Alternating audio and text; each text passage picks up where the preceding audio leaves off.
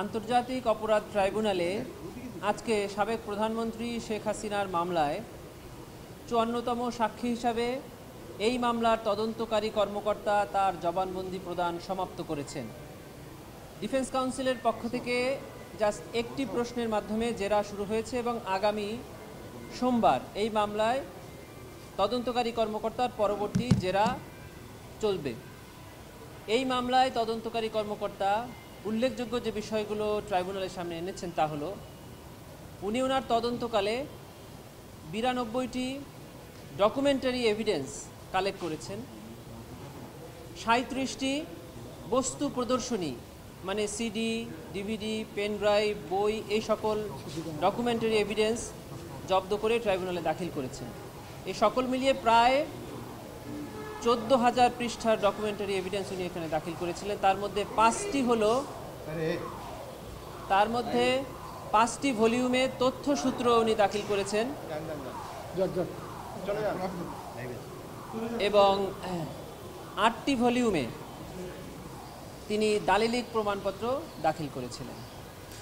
উনি আরও কয়েকটি বিষয়ে ট্রাইব্যুনালের সামনে বক্তব্য প্রদান করেছেন, তা হলো যে এই মামলায় জুলাই গণঅভ্যুত্থান চলাকালে যে মানবতাবিরোধী অপরাধ সংঘটিত হয়েছে তা বাংলাদেশের ৪১টি জেলাতেই কোনো না কোনোভাবে নিরীহ নিরস্ত্র ছাত্র জনতার উপরে গুলি করে তাদেরকে হত্যা করা হয়েছে এবং প্রায় ৫০টি জেলাতে ছাত্র জনতার আন্দোলনের উপরে গুলিবর্ষণ করা হয়েছে, সেখানে অনেকে আহত হয়েছে এবং সেখানে লেথাল উইপন ব্যবহার করা হয়েছে, যেটি সাবেক প্রধানমন্ত্রীর অডিও থেকে আমরা পেয়েছি। এতে থেকে প্রমাণিত হয় যে এটি আন্তর্জাতিক আইনের অধীনে একটা সাধারণ অপরাধ, মানবতা বিরোধী অপরাধে পরিণত হতে গেলে যে দুটি ইনগ্রিডিয়েন্টস লাগে, একটি হলো ওয়াইড স্প্রেডলি এটা ঘটতে হয়, মানে দেশব্যাপী ব্যাপক মাত্রায় হতে হয়, আর একটা হলো সিস্টেম্যাটিক ওয়েতে হতে হয়, পদ্ধতিগতভাবে। ব্যাপক মাত্রায় হয়েছে তার প্রমাণ হলো ৬৪টি জেলার মধ্যে ৫০-এর অধিক জেলাতে আন্দোলন হয়েছে এবং আন্দোলনে নির্যাতন, নিপীড়ন, গুলিবর্ষণ হয়েছে এবং তার মধ্যে ৪১টি জেলাতেই হত্যা হয়েছে।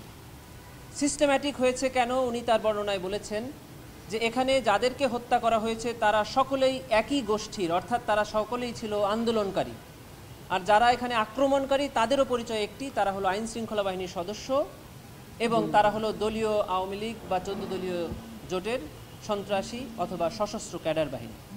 এ থেকে প্রমাণিত হয় যে এটি সিস্টেম্যাটিক ছিল। আরও একটি কথা উনি বলেছেন যে আসামিদের জ্ঞাতসারে এই অপরাধ সংঘটিত হয়েছে।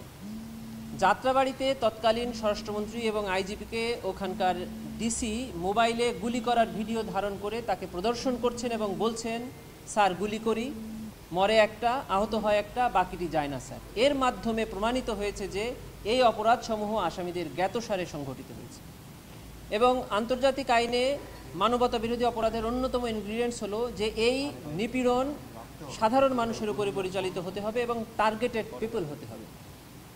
এই টার্গেটেড পারসিকিউশনটা উনি প্রমাণ করেছেন এই বক্তব্য দিয়ে যে এখানে টার্গেট করা হয়েছিল ড্রোন উড়িয়ে আন্দোলনকারীদের অবস্থান নির্ণয় করে, হেলিকপ্টার থেকে এবং লেথাল উইপেন থেকে গুলি করে, এবং যাদেরকেই টার্গেট করা হয়েছে তারা সকলেই একই জনগোষ্ঠী ছিল, অর্থাৎ তারা আন্দোলনকারী ছিল। এই সকল ইনগ্রিডিয়েন্টস থেকে প্রমাণিত হয় যে এটি বাংলাদেশে পরিচালিত জুলাই গণঅভ্যুত্থান চলাকালে একটি মানবতা বিরোধী অপরাধ এবং এই ৩ আসামির বিরুদ্ধে এই আন্তর্জাতিক অপরাধ ট্রাইব্যুনাল আইনের ৩-এর-২, ৪-এর-১, ৪-এর-২ এবং ৪-এর-৩ ধারায় অপরাধ প্রাথমিকভাবে প্রমাণিত হয়। উনি এই মামলা বিচারের জন্য ট্রাইব্যুনালের চিফ প্রসিকিউটর বরাবর তদন্ত প্রতিবেদন দাখিল করেছেন। এইভাবে উনি ওনার জবানবন্দি সমাপ্ত করেন। ভাই, আপনারা প্রথমে অডিও ক্লিপ দেখালেন এবং পরে ভিডিও ক্লিপ দেখালেন, এবং অডিও ক্লিপে যেগুলো শোনা গেছে ভিডিও ক্লিপ কি সেগুলোরে প্রুভ করছে কিনা সেই জিনিসটা যদি একটু বলতেন। দেখেন, আমরা এই ট্রাইব্যুনালে তদন্ত সংস্থা, তদন্তকারী কর্মকর্তার মাধ্যমে অনেকগুলো ভিডিও উনি জব্দ করেছেন। তার মধ্য থেকে ২১টি ভিডিও এবং ৪টি ফোনালাপ ট্রাইব্যুনালে প্রদর্শন করে বাজিয়ে শুনিয়েছি এবং লাইভের মাধ্যমে বাংলাদেশ সহ গোটা পৃথিবী এই ট্রায়ালটা দেখতে পেরেছে এবং দেখতে পেরেছে যে আমরা কোন ধরনের এভিডেন্স এখানে সাবমিট করেছি, কোন ধরনের এভিডেন্সের মাধ্যমে এই বিচার হয়েছে। এই বিচার স্বচ্ছতার কারণে প্রসিকিউশনের পক্ষ থেকে লাইভ ইনভেস্টিগেশন অফিসারের জবানবন্দি আমরা এখানে প্রদর্শন করেছি এবং এখান থেকে দেখা যায় যে 18 তারিখে সাবেক প্রধানমন্ত্রী যে লেথাল উইপন ব্যবহারের ঘোষণা দিয়েছেন, তারপরে সবচেয়ে বেশি ম্যাসাকার হয়েছে 18 এবং 19 তারিখ, এবং পরবর্তীতে 4 এবং 5 তারিখ। ইন্টারন্যাশনাল নিউজ চ্যানেল বা news agency Al Jazeera, BBC এবং আইটিজেপি সহ বেশ কয়েকটি আন্তর্জাতিক সংস্থার সাথে জাতিসংঘের যে রিপোর্ট, সব কিছু থেকে দেখা যাচ্ছে যে তৎকালীন সরকারের যে পদক্ষেপ, যে ভয়েস রেকর্ড ওনারা দিয়েছেন এবং যখন যেটা দিয়েছেন তার ফলশ্রুতিতে ছাত্র জনতার উপরে ঠিক সেই ধরনের আক্রমণ হচ্ছে। উনি যখন বলছেন লেথাল উইপন ব্যবহারের কথা, ঠিক তারপরেই আমরা মাঠে লেথাল উইপনের ব্যবহার দেখতে পাচ্ছি। উনি যখন ড্রোন এবং হেলিকপ্টার ব্যবহারের নির্দেশনার কথা বলছেন, ঠিক তারপরে আমরা ঢাকা শহরে সহ বিভিন্ন জায়গায় হেলিকপ্টার এবং ড্রোনের ব্যবহার দেখতে পাচ্ছি। উনি যেভাবে বলছেন যে আগুন লাগাতে বলেছি এক জায়গায়, তারা সেতু ভবন জ্বালিয়ে দিয়েছে, আমরা সেটাও দেখতে পেয়েছি। অতএব ওনার বক্তব্য এবং নির্দেশনায় যে এই মানবতা বিরোধী অপরাধ সংঘটিত হয়েছে তার প্রমাণ আমরা পেয়েছি। প্রসিকিউশনের পক্ষ থেকে আমরা মনে করি যে এই 54টি সাক্ষীর জবানবন্দির মাধ্যমে প্রসিকিউশন এই আসামিদের বিরুদ্ধে যে 5টি অভিযোগ এনেছিল তার প্রত্যেকটি সন্দেহাতীতভাবে প্রমাণ করতে পেরেছে বলে প্রসিকিউশন মনে করে। এটা আমার মনে আছে 24 জি। এরপরে এই মামলার তদন্তকারী কর্মকর্তার জেরা সমাপ্ত হবে, তারপরে এই মামলাটি যুক্তিতর্ক যাবে। যুক্তিতর্ক দুই পক্ষে শেষ হওয়ার পরে মামলাটি রায়ের জন্য অপেক্ষমান রাখা হবে, মানে সিএভি। এরপরে আদালত নির্ধারণ করবেন যে ওনারা কবে রায় প্রদান করবেন। আপনি একটু দাঁড়াবেন, আমরা সরাসরি সম্প্রচার করবো, আপনাকে আমি 2 মিনিট ফেভার নিব। হ্যাঁ বলো। হ্যাঁ এই সব কথা আবার বলতে হবে। শুরু করবো। এই এত আলোর মধ্যে লাইট দেন কি জন্য? চোখ নষ্ট হয়ে যাবে। জগতের নিয়ম। আপনি তো যখন পৃথিবীতে আসে তখন লাইট আগে যায় চোখের মধ্যে। প্রথম লাইটটা যায় মায়ের পেট থেকে, লাইট শুরু করবো। একটু শুরু করেন। আমরা একটু মানে স্মার্টলি প্রথম থেকে জানতে চাইবো যে এটা আপনি বললেন শুরু করেন। আন্তর্জাতিক অপরাধ ট্রাইব্যুনালে আজকে সাবেক প্রধানমন্ত্রী শেখ হাসিনার মামলার 54তম সাক্ষী হিসাবে এই মামলার তদন্তকারী কর্মকর্তা সাক্ষ্য প্রদান সমাপ্ত করেছেন। এই মামলার আসামি পক্ষের আইনজীবী তাকে একটি প্রশ্নের মাধ্যমে জেরা শুরু করেছেন। আগামী সোমবার তার বাকি জেরা শুরু হবে।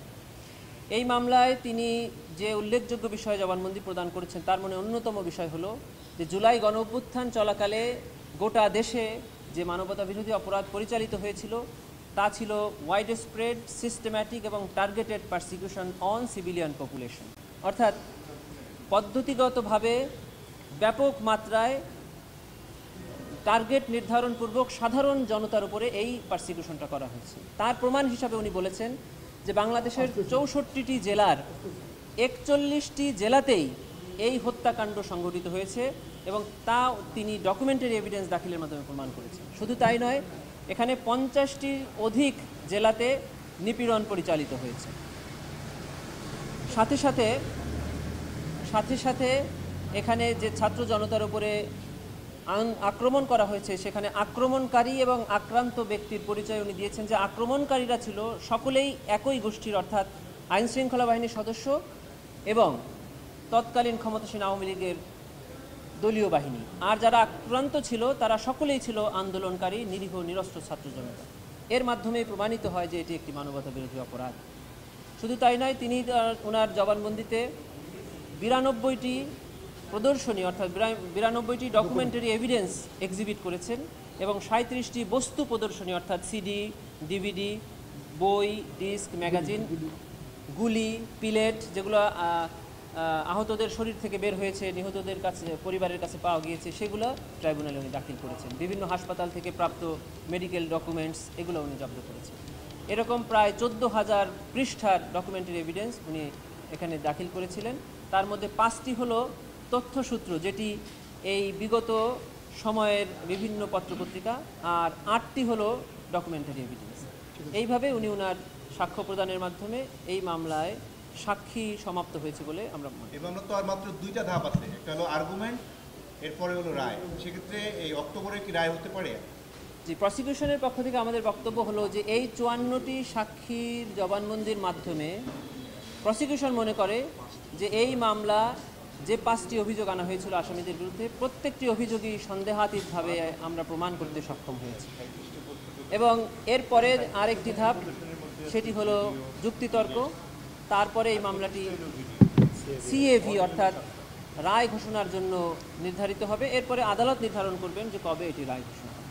এটি ছিল আজকে। সেক্ষেত্রে আমরা কি বলতে পারি কিনা যে মানে এটি অ্যাবসলিউটলি আদালতের বিষয় যে কতদিন ওনারা রায় প্রদানের জন্য সময় নেবেন।